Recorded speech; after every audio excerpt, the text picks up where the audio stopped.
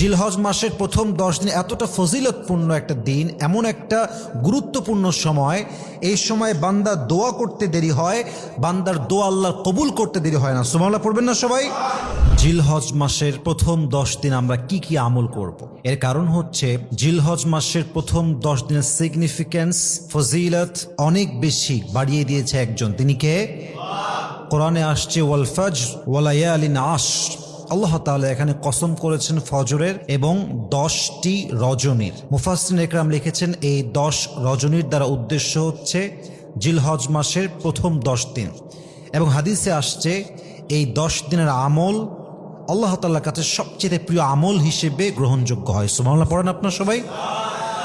আজকে আমরা অল্প সময়ে জিলহজ মাসের প্রথম 10 দিনের 7টা আমল নিয়ে কথা বলবো। বলেন সবাই, কয়টা আমল?